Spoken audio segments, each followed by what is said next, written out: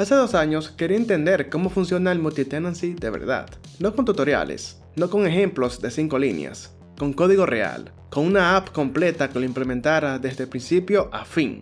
Así que la construí, sin AI, sin cursor, sin cloud code, solo yo, Stack Overflow, algunas páginas web y mucho café, de verdad, mucho café. Y aquí la abro por primera vez, después de mucho tiempo. Te muestro cómo está exactamente construida por dentro. Y al final le paso una AI encima para ver qué encuentra.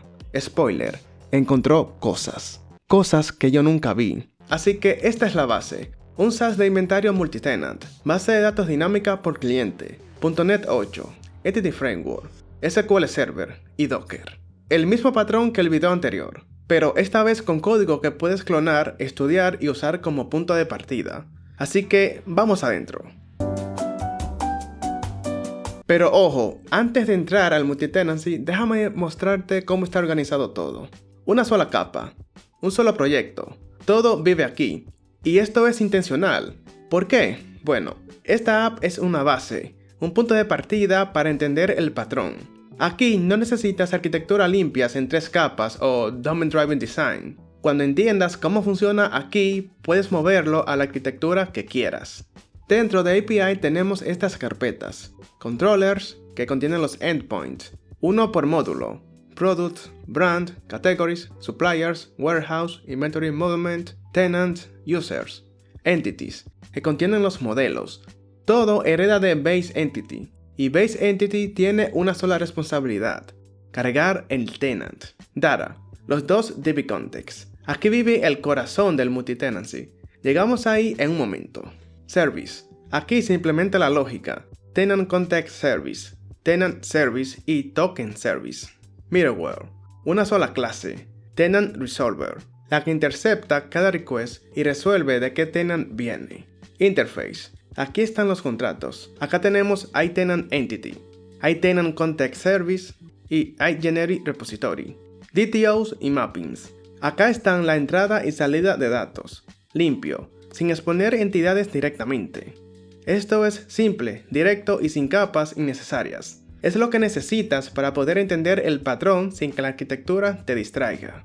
Y ojo, la arquitectura de 3 capas para una app de aprendizaje es como llegar en Ferrari a comprar el pan. Funciona, pero nadie te lo va a agradecer. Y antes de que alguien pregunte en los comentarios ¿por qué .NET 8 y no Node.js? ¿O por qué no Django? ¿O Go? Bueno, porque era lo que sabía en ese momento. Daddy, chill. Me sentía cómodo con eso y resolvió el problema. Y para mí eso es suficiente. El mejor stack es el que conoces, no el que está de moda en Twitter. Ahora sí, sin más debates de tecnologías, vamos a lo que importa, el multitenancy. Bien, aquí es donde se pone bueno, multitenancy. El patrón que permite que una sola aplicación sirva a múltiples clientes sin que ninguno vea los datos del otro. Y esta app lo hace de 2 formas, al mismo tiempo. Base de datos compartida con aislamiento por fila, o base de datos completamente separada por tenant. Tú decides cuál cuando creas el tenant. Si mandas isolated false, comparte la base de datos. Si la mandas true, se crea una base de datos nueva, exclusivamente para ese cliente. El mismo código con 2 modos, sin cambiar nada en el resto de la aplicación. Y todo empieza acá, en Base Entity. 2 entidades, ID y Tenant ID. Eso es todo lo que necesitas. Cada entidad del sistema hereda de Base Entity. Product, Brand, Categories, Suppliers, todo.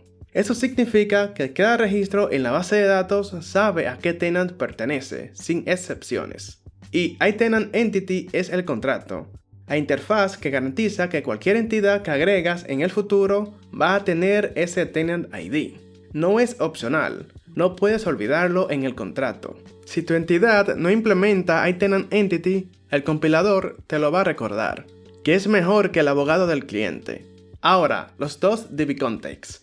Tenant DB context. Este es simple, solo conoce una tabla, tenant. Su único trabajo es saber qué tenants existen y cuál es su connection string. Siempre apunta a la misma base de datos, la base principal. No cambia nunca. Application DB Context. Aquí vive todo el negocio. Products, warehouse, movement, users, todo. Pero hay algo especial en este contexto. 3 cosas que lo hacen diferente. Primero, los query filters globales. Cada entidad tiene un filtro automático por tenant ID. Cada query que ejecutes, sin excepción, va a devolver solo los datos del tenant activo. No tienes que acordarte de filtrar. No tienes que confiar en que cada developer lo haga bien. El contexto lo hace por ti. El filtro que no puedes olvidar porque ya está en el contexto, no en tu memoria. Tu memoria falla, el contexto no. Segundo, onConfiguring. Cuando el contexto va a conectarse a la base de datos, revisa si hay una connection string activa en el tenant. Si la hay, la usa. Si no, usa la base de datos compartida por defecto. Eso es lo que hace que el mismo código funcione para los 2 modos de aislamiento. Y tercero, Safe Change. Cada vez que guardas algo, un producto, un movimiento, un proveedor, el contexto inyecta el tenant ID automáticamente. No tienes que pasarlo manualmente en cada operación. El contexto lo hace en cada inserción, en cada actualización. 3 líneas en Safe Change que te salvan de 3 demandas. Ahora bien, ¿cómo sabe el sistema de qué tenant viene cada request? Bueno, aquí entra el Tenant Resolver, el middleware. Cada request que llega a la API pasa por aquí primero. Lee el header tenant. Si existe, este llama a setTenantAssign. Si no existe, sigue adelante sin tenant. Y Tenant Context Service es el que hace el trabajo real. Recibe el ID del tenant. Va a Tenant DB Context. Busca ese tenant. Si existe, guarda el tenant ID y la connection string en el scope del request. Desde ese momento, Application DB Context ya sabe a qué base conectarse. Ya sabe qué filtro aplicar. Todo por un header, una línea, un middleware, un header para resolver el tenant, un scope para guardarlo y 0 queries sin filtrar. Arquitectura o magia, tú decides. Y la última pieza del multitenancy, Tenant Service Create Assign. Cuando creas un tenant nuevo, el sistema decide en ese momento si va a tener su propia base de datos o va a compartir la existente. Si Isolate es false, solo registra el tenant en la base principal, sin connection string. Comparte todo. Si este es true, construye un nombre de base de datos dinámico, como por ejemplo inventory tenant raya más el ID del tenant. Crea la base de datos, aplica las migraciones y guarda la connection string. Todo en el momento de la creación. Cuando llega el primer request de ese tenant, su base de datos ya existe, ya está migrada y ya está lista. ¿Recuerdas el error número 3 del video anterior? Crear el tenant sin generar la base de datos en ese momento. El primer request explota. Aquí eso no puede pasar. La base de datos se crea en create_assigned, antes del primer request. Sin excepción. La primera impresión permanente, pero esta vez en el buen sentido. Bien, ya viste cómo funciona el multitenancy por dentro. Ahora te muestro qué construí encima de eso. Los módulos del negocio, Products, Warehouse, Inventory, Movement y el patrón que los conecta a todos. Antes de entrar a alguno de estos módulos que te voy a presentar, hay una pieza que vale la pena mencionar, Generic Repository. En lugar de escribir el mismo CRUD 5 veces o 6 o 10 veces, hay un repositorio genérico, typed con base entity. Cada módulo lo usa, ninguno lo reimplementa, y funciona con el multitenancy automáticamente, porque Application DB Context ya tiene los query filters globales. Cuando Generic Repository llama a getAllAssigned, solo devuelve los datos del tenant activo, sin una línea extra. Este es el repositorio que no sabe nada de tenant, y aún así nunca devuelve los datos del tenant equivocado. Eso es arquitectura bien hecha. Product Controller, el módulo central de la aplicación. Un producto tiene SKU, nombre, descripción, precio, stock, imagen, categoría, marcas y proveedor. Y todo está en esta app. Tiene Tenant ID heredado por Base Entity. Fíjate en el mapping. Tu entity recibe el tenant header del request y lo inyecta en la entidad. Tu DTO devuelve los datos sin exponer el tenant ID del cliente. El cliente nunca ve el tenant ID, no lo necesita. Este es un detalle de infraestructura. no de negocio. Brand, Category y Suppliers siguen exactamente el mismo patrón. No vale la pena detenerse en cada uno. Si entendiste Product, entendiste los tres. Acá tenemos Warehouse Controller.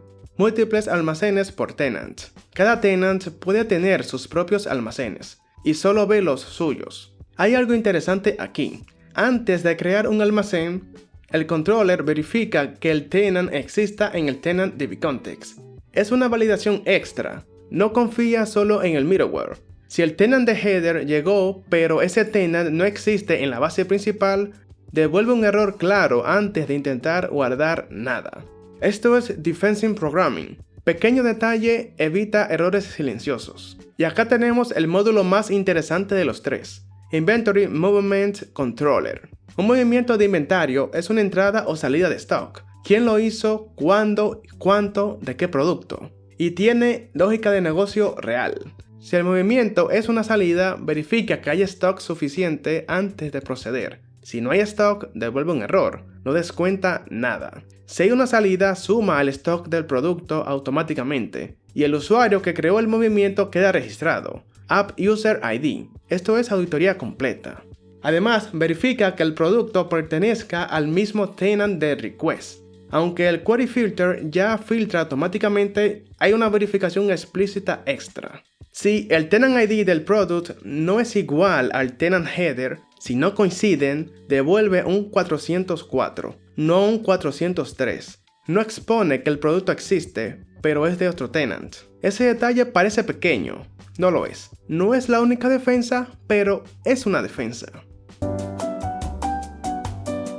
Bien, ya viste cómo está construida la app. Multitenancy, 2 DB-Context, query filters globales, migraciones automáticas, módulos de negocio completos. Se ve bien, se ve limpio, pero ¿funciona?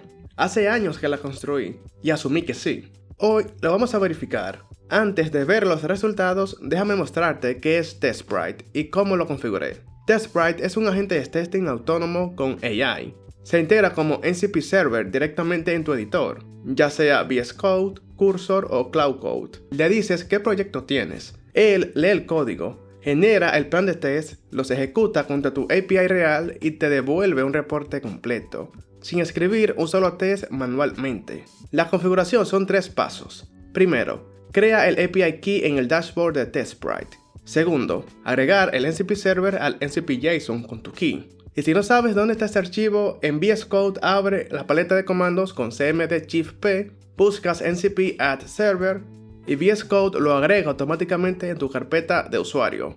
La documentación completa de cómo instalarlo está en TestSprite. El link te lo dejaré en la descripción de este video. Y tercero, abrir una sesión nueva de Cloud Code y mandar el prompt. Y si quieres probar esta herramienta tú mismo, el link está en la descripción de este video también. Con ese link obtienes el primer mes del plan Starter completamente gratis, 400 créditos adicionales, así que aprovecha. Ahora bien, a lo que venimos. Lo primero que hizo fue verificar que el NCP estaba conectado y revisar la cuenta. Después arrancó a leer el proyecto completo, controllers, entities, DB-Context, middleware, todo. Generó el Code Summary, un YAML completo con toda la arquitectura, el stack, los features, los endpoints, dependencias entre módulos. Pero lo más interesante no fue el summary, fue lo que encontró al final del archivo. Leyó el código, encontró 3 problemas, sin correr nada todavía. Después abrió el formulario de configuración de testing. Aquí es donde le dices exactamente qué tipo de proyecto tienes. Aquí tienes que llenar cada campo que te va pidiendo. En mi caso esto es backend. El scope es codebase completo. La autenticación es Bearer JSON Web Token. El puerto es 5001 y le subí el README como documento de producto. Esto le da contexto suficiente para generar tests que tienen sentido para la arquitectura específica. Después generó el plan de test, verificó que la API estaba corriendo y arrancó la ejecución. 10 pruebas, todos los módulos cubiertos, corriendo contra mi API real en localhost. Y mientras los tests corrían, en la terminal inferior podía ver cada request llegando a la API en tiempo real. TestSprite creando tenant, registrando usuarios, borrando tenants, todo automáticamente. Mientras yo tomaba cafecito. Cuando terminó, generó el reporte completo. en Markdown, en HTML, con links a cada test individual. Y este fue el resultado. 4 de 10 pasaron, o sea, el 40%. La autenticación completa falló. Inventory Movement falló. Parte del Tenant Management falló. ¿Por qué? Bueno, aquí es donde se pone interesante. 6 fallos. No son 6 bugs diferentes. Son 2 bugs raíz que cascadean en todo lo demás. El bug número 1, el más crítico. El email y el username en ASP.NET Users tienen índices únicos globales. En una base de datos compartida, eso significa que 2 tenants no pueden tener usuarios con el mismo email. Eso viola la promesa fundamental del multitenancy. El fix: reemplazar los índices globales por índices compuestos de tenant ID más normalized email. Una migración, 2 líneas, pero hay que saberlo primero. El bug número 2, igualmente crítico. Email exist llama a User Manager Find by Email Assign sin filtrar por tenant. Eso significa que si el tenant A pregunta si un email existe y ese email pertenece al tenant B, el sistema dice que sí. Fuga información entre tenants sin hacer nada malicioso, solo usando el endpoint como fue diseñado. Esto es un endpoint de conveniencia que le dice a cualquier tenant si un email existe en otro tenant. GDPR te saluda. La solución: una línea. Cambiar Find by Email Assign por una query filtrada por Tenant ID. Y el reporte HTML generado automáticamente, con navegación, links a cada test y los resultados en detalle. Más de 2 años de app. 2 bugs críticos que nunca vi. No porque sea un mal developer, sino porque sin pruebas los bugs viven tranquilos en el código hasta que alguien los encuentra. Y es mejor que lo encuentre TestSprite. Y bueno, eso es lo que encontró TestSprite en una app que construí hace muchos años atrás, sin que yo escribiera un solo test, sin configurar ningún framework de testing, sin tocar el código antes de correrlo. Y ojo, esta app es una base de aprendizaje, no está en producción. Imagínate correr esto contra un SaaS real, con clientes reales, con datos reales. Los mismos bugs que encontró aquí en producción son otra conversación. Y bueno, este video fue traído gracias a TestSprite. Y si quieres probarlo en tu código, como ya hubiese dicho, el link está en la descripción y en el comentario fijado. Con ese link obtienes el primer mes del plan Starter completamente gratis. 3 pasos muy sencillos. API Key, configurar el MCP Server en VS Code y un prompt. Y si tienes un proyecto con multitenancy, JSON Web Token o cualquier arquitectura que se ve bien pero que nunca se ha testeado en serio, es el mejor momento para averiguar qué tiene dentro. Y ya sabes con qué herramienta hacerlo. Y antes de cerrar, los bugs que encontró TestSprite los dejo sin arreglar intencionalmente. El código lo dejaré en GitHub. El link lo dejaré en la descripción de este video. Y si quieres practicar, clónalo, arregla los índices, corrige el email exist, vuelve a correr TestSprite y verifica que los 10 tests pasan. Ese es el ejercicio. Y suscríbete y deja tu like en este video. Y no por mí, por ese índice sin Tenant ID que está viviendo en tu código ahora mismo y que todavía no sabe que existe. Así que, a codear se ha dicho.